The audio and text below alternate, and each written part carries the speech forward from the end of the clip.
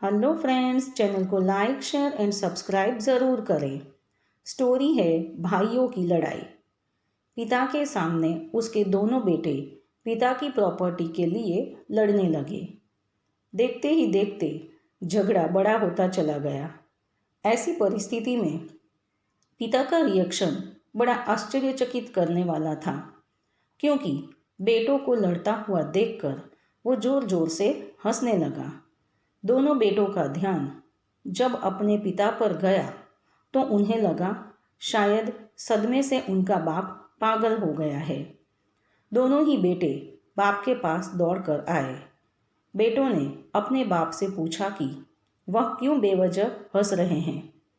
उनके सामने उनके दोनों बेटों को आपस में झगड़ा करते देखकर भी वह कैसे हंस सकते हैं।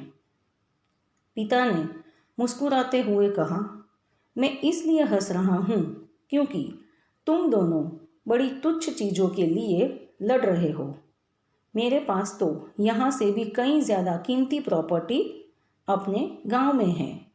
अगर तुम दोनों चाहो तो मैं तुम्हें वह प्रॉपर्टी दिखा सकता हूँ।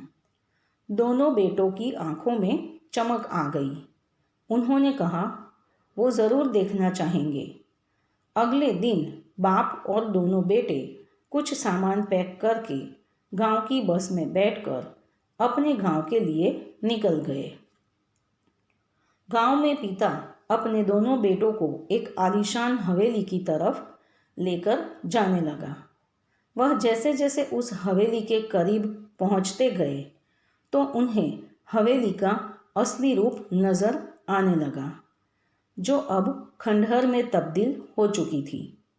हवेली के पास पहुंचकर बाप हवेली के बाहर बैठकर फूट फूट कर रोने लगा। अब बाप को इस तरह रोता देखकर बेटों ने उसे चुप कराने की कोशिश की और पूछा कि वह क्यों रो रहे हैं। बाप ने कहा कि बरसों पहले मैंने इसी हवेली को पाने के लिए अपने भाई से झगड़ा किया था। भाई का दिल बड़ा था, उसने मुझे यह हवेली दे दी, लेकिन फिर वह मुझसे कभी नहीं मिला। अब वह विदेश में जाकर रहता है और आज तक उसने मुझसे कभी बात ही नहीं की। देखो, जिस हवेली के लिए मैंने अपने भाई के अनमोल रिश्ते को खो दिया, वह हवेली आज किस हालत में है। तुम दोनों भी वही गलती करने जा रहे हो जो मैंने बरसों पहले की थी। तुम दोनों भी उन्हीं तुच्छ सी चीज़ों के लिए लड़ने लगे हो जिनकी आगे जाकर रिश्तों के मुकाबले कीमत शून्य होगी। फ्रेंड्स, अगर ये स्टोरी आपको पसंद आए तो चैनल को लाइक शेयर एंड सब्सक्राइब ज़रूर करें।